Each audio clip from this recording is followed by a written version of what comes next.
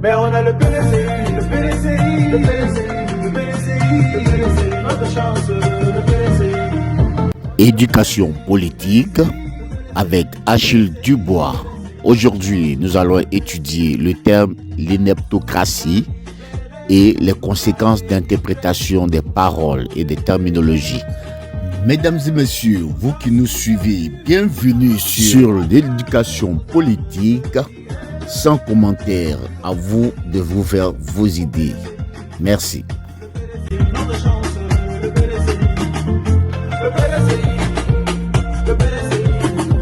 y a un nouveau système qui est en train d'apparaître devant nos yeux éblouis, c'est l'ineptocratie.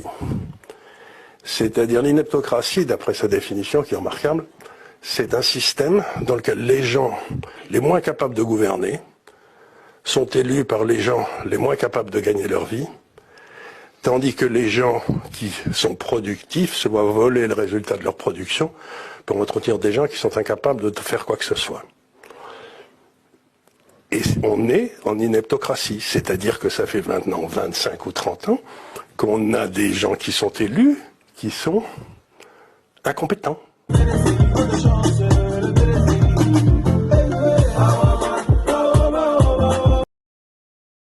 Juan Gomez.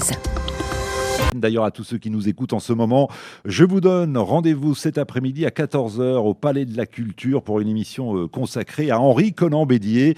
La Côte d'Ivoire s'apprête à faire ses adieux à l'ancien président décédé le 1er août dernier à l'âge de 89 ans. Ses obsèques vont durer 2 semaines. Comment expliquer la longévité politique d'Henri Konan Bédier? Que retiendrez-vous de ce monument de la politique? Quel héritage laisse-t-il à la Côte d'Ivoire? Nous continuons à dresser un état des lieux du climat politique en Côte d'Ivoire. L'heure est-elle à la décrispation?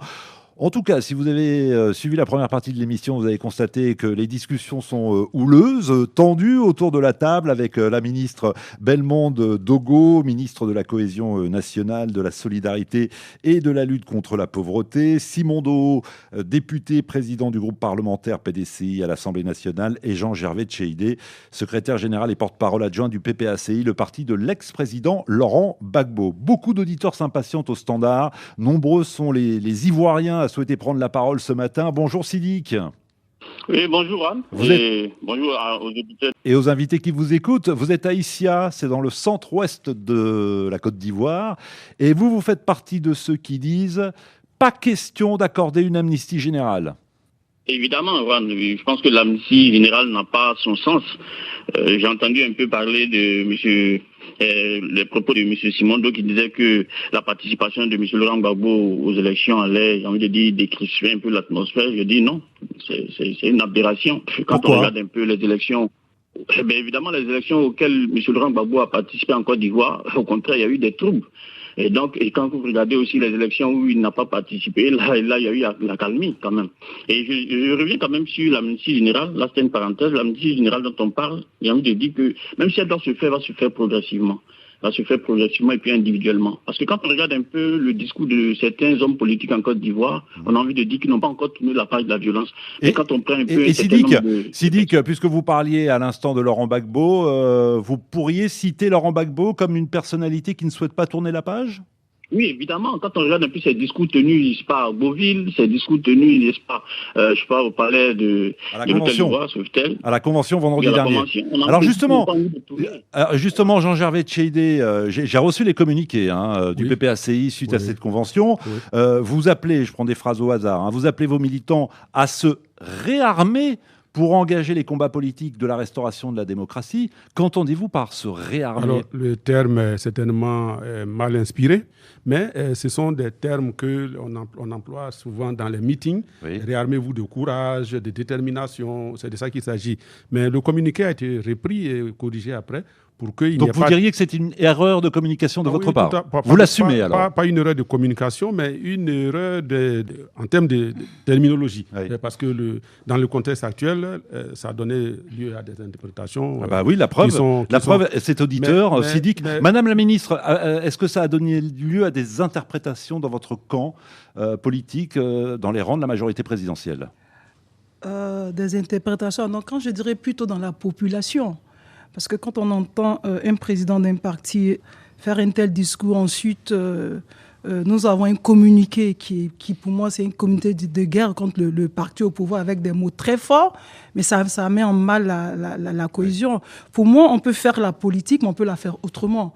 On ne peut pas utiliser des propos très forts et après se reprendre. Mais je me réjouis que le communiqué a été repris. Oui. Et j'aimerais bien le voir dans sa nouvelle formule. Oui, c'est vrai que, excusez-moi, sans vouloir entretenir la polémique, on n'a jamais reçu ce nouveau communiqué. Oui, en fait, la Convention n'a pas donné lieu à un communiqué. Il y a eu un certain nombre de motions qui ont été lues, qui sont des appels aux militants à faire ceci, à faire cela. Donc, ce n'est pas un communiqué. La Convention ne fait pas de communiqué. On a vu un communiqué à la désobéissance au président sous prétexte qu'il aurait échoué. C'est grave. Il faut respecter les institutions. Simon Doho souhaite également participer et intervenir du PDCI. S'il vous plaît, le PDCI, c'est le parti de la paix et du dialogue. Quand l'auditeur nous parle des hommes politiques qui ne souhaitent pas que la page tourne, mais au RHDP, on entend des discours dans le style antékélénier.